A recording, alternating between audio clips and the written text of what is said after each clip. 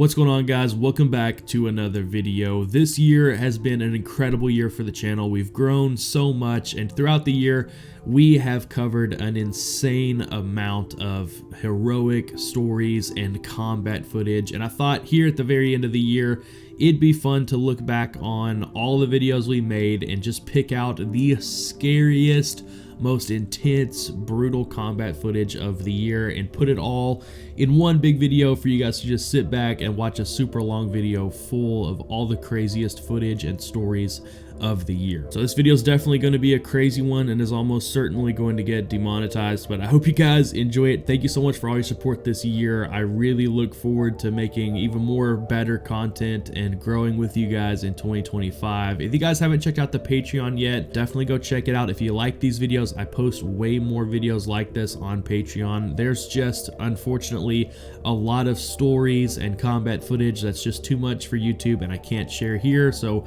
I make those videos over on Patreon. So definitely, if you haven't already, go join the other 21,000 dudes over on Patreon right now. Link down in the description. With all that out of the way, let's get on with this video. The Green Berets leapt into an icy stream, joined by a small group of Afghan commandos. As the Americans took in their surroundings, they realized that the remote mountainside was alive with insurgent activity. And while the original plan was to fight their way down the mountain instead of up it, they also realized that the helicopter had dropped them off about 1,000 feet below a village fortified with a series of fighting positions, including mud compounds with portholes for snipers. The buildings in the village are built one on top of the other, on top of a slope thousands of feet in the air. So the Green Berets started their climb. The enemy insurgents, however, waited until the lead element was within a couple hundred meters of the compound before they initiated contact. The commandos were now completely surrounded. Bullets began whipping in from virtually every direction and with deadly accuracy. One immediately struck and killed the interpreter standing next to Walton. Another struck Staff Sergeant Dylan Bear, a communications sergeant, in the hip. Meanwhile, the lead assault force, which included Staff Sergeant David Sanders and about 10 other commandos, reached the village, where they too came under heavy fire. As reports of casualties came over the radio, Walton decided to call in close air support. He radioed to Sanders to ask him if he was too close, but Sanders simply responded, "Bring it anyway." Bombs then started exploding everywhere. Once the bombing run started to come to an end, Walton radioed Sanders again to ask if he was still alive, but all he could hear him saying was, "Hit them again." Over the course of the firefight, the Green Berets called in a total of 70 danger-close airstrikes. Several commandos were wounded by the shrapnels and debris that showered the mountainside with each explosion. But the insurgents were dug in so deeply that the airstrikes did little to stop the attack. Rocket-propelled grenades, small arms, and machine gun fire continued to rain down on the operators and their Afghan counterparts. The pilots circling above reported observing 200 armed insurgents closing in on their position. The commandos fought back with a barrage of rifle fire, rockets, and grenades, but continued to sustain casualties. One soldier's leg was nearly removed by a round that struck him just below the right knee. The soldier quickly grabbed his boot and put it up against his thigh, and then took his boot laces and tied his foot to his thigh so it wouldn't flop around. Another round glazed the helmet of the team's medic, and Master Sergeant Scott Ford, the team's sergeant, was shot twice, once through the shoulder and once in the chest. The round thankfully didn't penetrate his body armor though. With nowhere else for them to go, a triage area was quickly set up on the side of a cliff. Staff Sergeant Seth Howard was the team's weapons sergeant and a trained sniper. When the firefight began, he was further down the mountainside, and he and his element had to fight their way up. As Ford, who was bleeding profusely, began evacuating the most critically wounded soldiers, Howard took up position to cover their movement. By that point, the insurgents were so close the Americans could hear their voices, and the wounded had to be leapfrogged down the mountainside between airstrikes. Meanwhile, Howard stayed behind picking off insurgents. Howard had less than a magazine of ammunition left when he joined his team en route to the stream, where the operation had begun 7 hours earlier. Many of the commandos had to jump off a 20-foot cliff on their way down. A medevac helicopter arrived but was only able to hover long enough to drop off a flight medic before being shot off the landing zone. On the second evacuation attempt, the bird landed in the middle of the stream, forcing the commandos to make a mad dash with the casualties through the icy water. With all the commandos now safely back on the helicopter, they made their way back to base. Miraculously, none of the Green Berets were killed during the mission. Later on in an interview, Walton said, "Our goal is to never get into a fight. We'd rather sit down and drink some chai. We were hoping this mission would be the same, but we got into a big fight, and some of us got hit while trying to save each other. That's what we do." Walton, along with 9 other Green Berets, were awarded the Silver Star, the military's 3rd highest award for valor. And as if all of that wasn't already crazy enough, the team's medic Ronald Schurer and Weapons Sergeant Matthew Williams were both awarded the Medal of Honor for their actions during the battle. May 3rd, 2016, at 7:30 a.m., a small U.S. Advise and Assist team and Kurdish partner forces were stationed in the town of Teleskov when a force of more than 120 ISIS fighters pushed into the area. The ISIS force was made up of 19 armored technicals, along with at least 1 heavily modified bulldozer, while the Advise and Assist team was made up of less than a dozen U.S. service members, and now they, along with their partner force, were severely outgunned. But luckily for them, Special Warfare Operator First Class Charles Keating was part of a quick reaction force heading their way to rescue them. By the time the quick reaction force arrived, the enemy had punched through the forward lines and was inside the town. Keating and his team quickly took up position on a rooftop in the town with the Advise and Assist team, but they found themselves completely surrounded in the ensuing battle. Up until this point, the members of the Kurdish partner force were certain they were not getting out of this situation alive. But Charlie loved the Kurdish people and had spent a lot of time supporting them both on and off the battlefield. So the partner force knew exactly who he was and what he was capable of. And so, when he arrived, he brought a tremendous amount of much needed hope to the soldiers. Charlie immediately took charge of the situation and started calling out enemy locations and directing the fire of his teammates. Thankfully, due to the severity of the situation, they were able to get a tremendous amount of air support. And I'm talking F-15, F-16s, drones, B-52 bombers, and multiple A-10 Warthogs.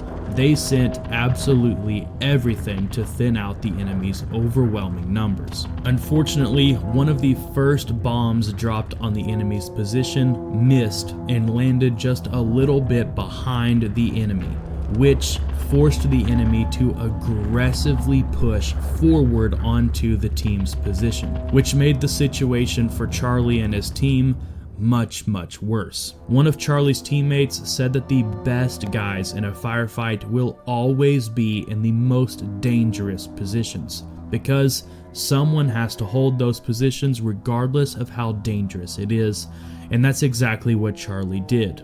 The men lucky enough to fight alongside Charlie said he was completely fearless and selfless in battle, always putting himself in harm's way to protect his brothers. Approximately 2 hours into the firefight, they were getting completely overrun, and Charlie was holding a position the enemy was really focusing their fire on. Bullets were flying everywhere, whipping right past Charlie, but he held his position regardless, single-handedly eliminating dozens of enemy fighters and keeping them from flanking his teammates. But eventually, one round made it inside his body armor, and despite his team's best efforts to treat his wound and their incredible ability to get him quickly medevaced out of the area, his wound just simply wasn't survivable, and Charles Keating gave his life for his brothers that day. But thanks to his heroic actions, no other U.S. troops were injured, and the Kurdish forces were able to take back Tel Askaf, and more than 70 ISIS fighters were killed that day, along with the destruction of all of their armored vehicles. A few days later, one of Charlie's platoon mates sent a letter to his parents saying this: "Please tell everyone Chuck saved a lot of lives today. Partner force fled, and Navy SEALs held the line. Chuck was leading the fight as always. He went unconscious with that big signature smile on his handsome face. Chuck was full of aloha, but also a ferocious warrior who killed dozens today to save his brothers. Long live the Brotherhood." Charles Keating IV, Charlie, or Chuck, or C4, was born into a family of veterans, all American athletes and Olympians, even a gold medalist. So naturally, Charlie and the love of his life, Brooke, celebrated their anniversary on the 4th of July. She called him the huge goofball everybody wanted to be friends with, the adventurer who surfed and spearfished and planned to sail around the world. When the Twin Towers fell, he was in high school and he decided to enlist. Joined the SEALs because he told his friends it was the hardest thing to do. He deployed to Afghanistan and 3 times to Iraq, earning a Bronze Star for valor. And earlier this month, while assisting local forces in Iraq who had come under attack, he gave his life. A few days later, one of his platoon mates sent Charlie's parents a letter from Iraq. "Please tell everyone Chuck saved a lot of lives today," it said. "He left us with that big signature smile on his handsome face as always. Chuck was full of aloha, but was also a ferocious warrior." So today we honor Chief Special Warfare Officer Charles Keating IV. Charlie Keating the Fourth! Booyah, Charlie Keating the Fourth!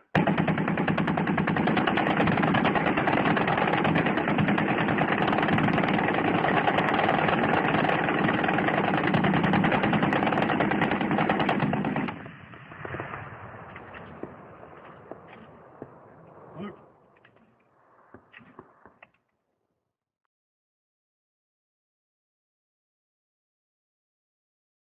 June 24th, 2006, O'Connor's team of Green Berets and a handful of Afghan National Army soldiers were on a kill or capture mission southwest of Kandahar when they walked right into a Taliban ambush and found themselves completely surrounded by over 200 Taliban insurgents. And as you can imagine, all hell broke loose. The team took fire from all directions. The Green Berets immediately found cover and began returning accurate fire on the enemy, somewhat repelling the ambush. The team leader, Master Sergeant Thomas Mahalik, then used an unmanned aerial drone to lead a few of the Green Berets to what appeared to be the Taliban command center just outside a nearby cemetery. But as they neared the location, the Taliban very quickly pulled back, which was extremely concerning and weird because the Green Berets were obviously vastly outnumbered by the Taliban, so why would they give up their position so quickly? Well, it turns out the Taliban had planned ahead and set up a heavily fortified machine gun position just behind the cemetery, and now the Green Berets were stuck in the middle of the kill zone right where the Taliban wanted them. The Taliban machine gunner quickly opened up on the Green Berets position, pinning them down, but Staff Sergeant Matthew Binney, Staff Sergeant Joe Fewhurst, and the team's translator made the brave decision to separate from the rest of the team in hopes of flanking the machine gunner and providing cover fire for their teammates. But as they moved, the machine gun fire fractured Binney's skull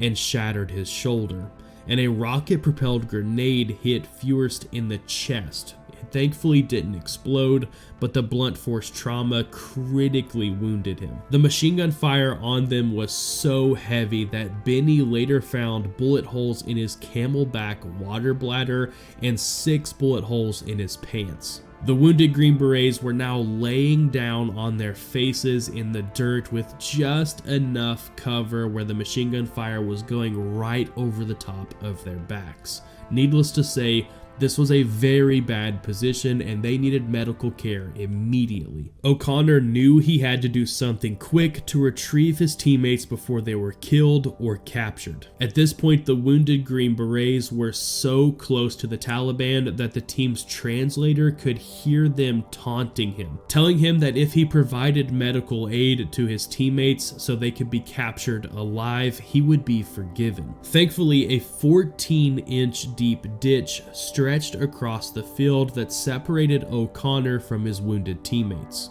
So he quickly began the dangerous low crawl to his teammates. But as O'Connor crawled through the ditch, his body armor and pouches filled with dirt, raising his body off of the ground, exposing him to machine gun fire. So he made the incredibly brave decision to actually pull back to cover and remove his body armor so he could complete the crawl to his teammates. Unfortunately, the Taliban machine gunners quickly realized what O'Connor was trying to do and began focusing their fire on his position as he crawled. The machine gun fire going right over the top of O'Connor's body was so intense that it was literally mowing down the grass around him. Thankfully, the team leader Mahalik was able to climb on top of a nearby roof. Doing so put himself in a terribly exposed and dangerous position, but from that rooftop he was able to hold back the Taliban and keep them from overrunning O'Connor's position. With Mahalik's support, O'Connor began dragging his wounded teammates back through the ditch to safety. And thanks to Mahalik's support, O'Connor was able to get his 2 wounded teammates and their translator back to safety. But unfortunately, in the process, Mahalik was struck in the head by a bullet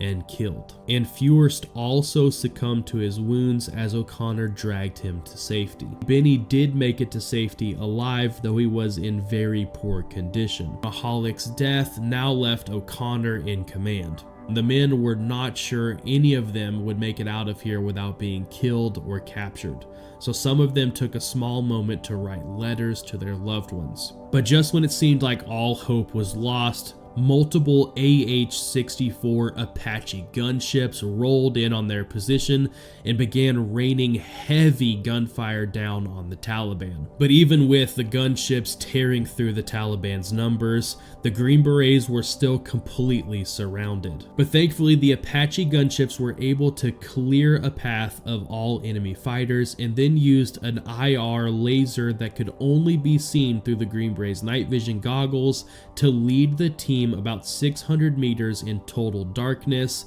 to safety. The Green Berets crawled their way out of the kill zone following the laser, while the gunships absolutely tore apart everything that wasn't following their laser. The team was then picked up by multiple Black Hawk helicopters and taken back to base, where they received some much needed medical care. For his actions that day, Master Sergeant Brendan O'Connor received the Distinguished Service Cross, and Mahalik, as well as 2 other Green Berets, received the Silver Star for their courageous actions that day. On June 8th, 2024, Israeli Special Forces pulled off one of the most complex and high-risk hostage rescue missions I've ever seen. And I can say I've seen it because they released the body cam footage of the operation, and I'm telling you guys, if you have not seen this footage yet, buckle up because it is wild. It's currently being reported that over 270 people were killed during this one hostage rescue operation. The goal of this operation was to bring home 4 Israeli citizens who had been kidnapped at the music festival during the October 7th attack. These 4 people had been held captive in Gaza for 246 days at this point, and their families had no clue where they were or if they'd ever see them again. But thanks to the combined effort of the Israeli and American intelligence community, they were able to pinpoint exactly where the hostages were being held. It was tricky because the terrorists were regularly moving the hostages to different locations around Gaza to make it harder for the IDF to find them. The terrorists would pay the families that owned the houses to let them hold the hostages in their homes, which of course made it incredibly difficult for the IDF to rescue the hostages without risking the lives of the families that lived in the houses. But once they located the hostages, the operation, nicknamed Seeds of Summer, was quickly handed over to the Israeli Special Operations Unit called Yamam. Yamam was the perfect unit for any and all hostage rescue missions because it's their specialty. In fact, that's the whole reason the unit was created in the first place. Way back in 1974, Israeli military forces failed to rescue hostages taken by a Palestinian terrorist group, which led to the creation of a unit that specialized in hostage rescue, and we now know of that unit as Yamam. In the days leading up to the operation, the IDF launched a separate large-scale operation to the southeast of where the hostages were being held as a distraction to move terrorist forces away from the hostages.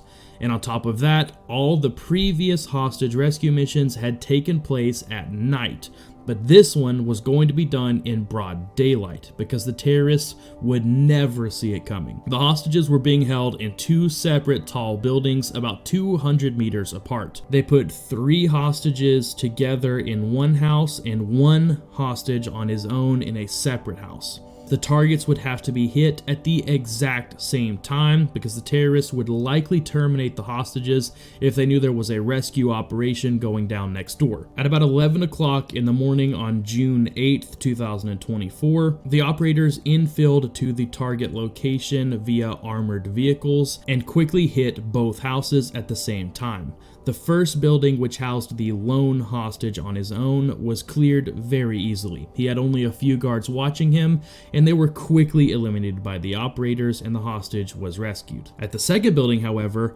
a major gunfight broke out as soon as they made entry to the building, and Chief Inspector Arnon, the commander of the team at the second building, was critically wounded while attempting to save the hostages. Despite their commander being down, the operators were still able to quickly take out all the terrorists in the building without wounding any hostages. The team then quickly loaded the hostages and their wounded commander in their armored vehicle for extraction. And unfortunately, this is where things took a turn for the worst. Before they could get out of Gaza, their vehicle was ambushed by a massive enemy force who had set up a roadblock on their route to get out of Gaza. The operators quickly found themselves completely surrounded and pinned down with nowhere to go. The enemy was hitting them with small arms fire and RPGs. To make matters worse, the enemy had decided to ambush them in a heavily populated area full of civilians, which were now stuck in the middle of the mother of all gunfights. The operators were holding their own, but they knew they weren't going to last much longer without help. Thankfully, another IDF unit with armored vehicles in the area was able to quickly reach them and join the fight. And shortly after that, IDF close air support arrived and began thinning out the enemy numbers. The terrorists tried several times to take out the Israeli air support with RPGs, but they missed every single shot. And it wasn't long until the few enemy soldiers still breathing fled from the area, allowing the operators to load back up and get out of Gaza. All 4 hostages were then reunited with their families safe and sound back in Israel. Unfortunately though, Chief Inspector Arnon passed away due to his wounds. He selflessly gave his life so that the hostages could come back home, and he will forever be remembered as the hero he was. In fact, shortly after the success of Operation Seeds of Summer, they changed its name to Operation Arnon to honor the commander who gave his life to save the hostages. Not long after the hostage rescue mission, an IDF commander made this statement to the families still missing their loved ones. "You should know that we will not rest until we fulfill our mission to bring all of our hostages back home. We will pursue the return of our hostages through all means possible. I repeat, through all means possible."